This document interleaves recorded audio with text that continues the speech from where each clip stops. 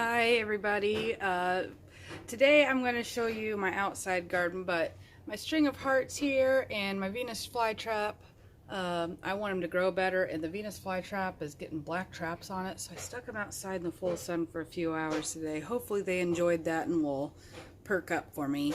So anyway, today's spring cleaning, I done kitchen windows and screens, and then the dining room, I got those halfway done. But besides that, carpenter bees. We'll go outside and take a look what's going on in the outside garden. Stupid carpenter bees. Mary there is the hardest of our horses to catch, but I bought some apples on sale at Kroger today, so I cut those up and it was pretty easy to catch her. But today is a big day for the horses because they're moving to the property we've been working on building fence to let the horses graze. So they're going to be moving over there and having like 10 acres of split pasture to go graze on. So hopefully they'll be really happy, and it'll help our pocketbooks out with feeding the horses and everything else. So that's exciting. What? You can't come outside. My Schefflera, I can't remember the scientific name, but it's Plushvine, and my Leaf Philodendron here, I got stuck outside too. I just want my Leaf Philodendron to get longer faster. It's got a bunch of new growth on it already, but yeah, I just wanted to get bigger quicker, so I'm sticking it out in more sun, even though it is very low light tolerant. This Plushvine, I had it hanging in my downstairs bathroom from the ceiling, and I mean, it doesn't look horrible, but I just thought maybe more light would help it out too. Guys, I don't have anything for you right now. So I brought my watering can because I checked out here yesterday on my winter sowing, and it turns out some of them need watered. But I have also this Red Russian Kale ready to transplant out. So I'm going to plant them out in that L-shaped bed there, since the plants are already pretty big and that's a shady spot, and they're just leafy green, so they'll do okay in a shadier spot. That spot gets maybe about 2 to 6 hours of sunlight a day, depending on the time of year it is. I didn't take this top off yesterday, but let's go ahead and pop this top off and see what's going on with this Red Russian Kale.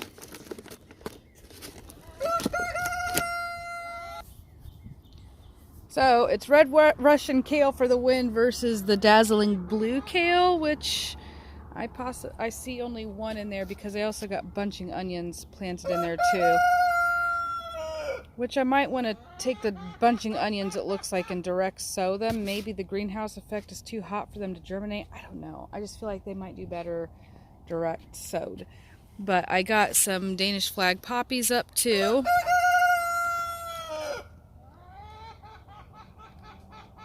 I know that there's some poppies in there, I believe.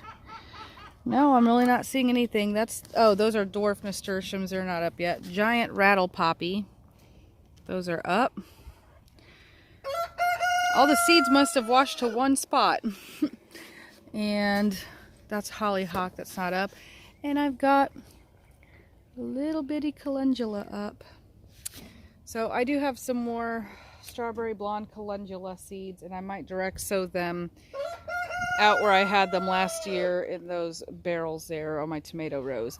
I do plan on putting in another row of tomatoes, some determinates, so I'm probably just going to use 5-gallon buckets for those, and since I work at Rural King, I get a discount, and so I'm just going to buy them there.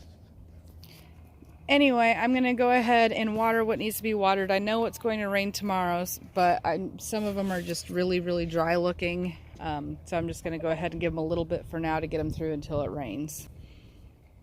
Looks like I've got long-standing Bloomsdale spinach popping up. No Monstro de Viroflay. So long-standing Bloomsdale spinach, Bloomsdale long-standing spinach, whichever variety it is. I'll get it right eventually. For the win. Upon opening these up, they do seem like the soil's a little warm, so I'm going to go ahead and open the rest of them up. It's like 70 degrees outside today, and it's in a greenhouse effect, so I'm sure they're just cooking in there. That's probably why they're not germinating as well. So I'm going to go ahead and, like I said, just open these up. And if it gets cold at night below, I don't know, 35 degrees maybe, I'll just shut the lids. And I got some tape here that'll hopefully be sticky enough just to keep the tops closed. And obviously I'm going to leave them attached for that purpose. And so also I can refer back if I want to know what I planted in what milk jug. One thing to mention about winter sowing, it is my favorite method of starting seeds by far. However, when it does get warm outside, you gotta remember to water them, because like when it's cooler out and you're getting regular precipitation or whatever, whether it be snow or rain, yeah, they're staying moist enough and they are self-watering at that point. But when it's warm out like this, it's going to evaporate a lot quicker. And the more sunlight that comes out, the more your garden, your anything inside and out is going to evaporate quicker. You're just going to have to water more. And also, like I'm showing you now, sometimes it gets too warm to germinate seeds. So just keep that in mind too, whether you're starting late or whatever. Warm season is going to affect what you do with your milk jugs. So let's take this beautiful bunch of kale and let's put it in the L-shaped bed next to the Swiss chard. So basically how I'm going to get these kale plants out of this milk jug is I am simply just going to like massage around the jug and then dump it, and then I can separate it from there. And I'm going to leave this out in the sun so it naturally disinfects it. And then I'm going to put it up and use it again next year.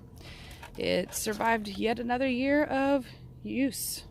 Or I could use it for my cherry tomatoes. I have my slicers and paste tomatoes started under grow lights right now, just because I want to get a jump start on the season. Last year I didn't grow enough tomatoes, so I want to make sure I have plenty of tomatoes this year to harvest and to give away. I enjoy giving away my produce and house plants. So I just want to be able to do that for people and for ourselves too. Grow enough food for us to eat, because it doesn't look like anything's going to get any better anytime soon as far as prices go of anything.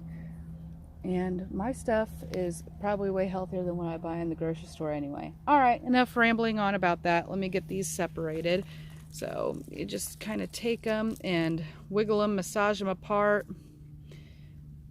And they will be a little root tangled, but that's okay. Just take your time.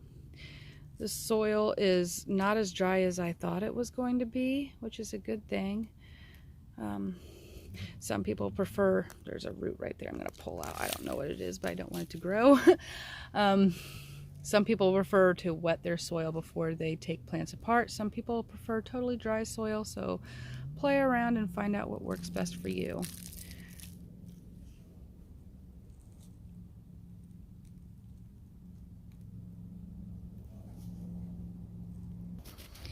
Alright, they're all untangled, so I am going to try to border along the wood here with the kale, because I feel like it's going to get more sun versus up against the wall there.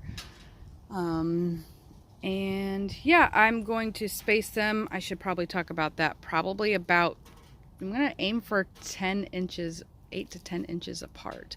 I'm not sure what the packet recommends on spacing, but that's what I'm going to go for. There we have it. We got the little babies kind of just staggered bordering this side, and then I had extras, so I just planted the 3 right there.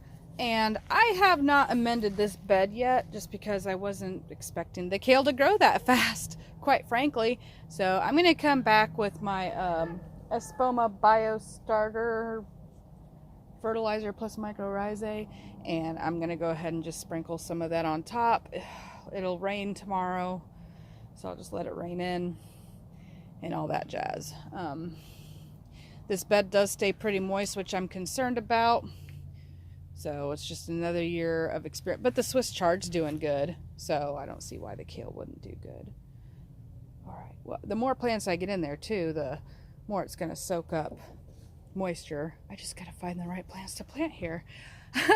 Probably some herbs. I might do like a perennial garden here, like rosemary, oregano, thyme.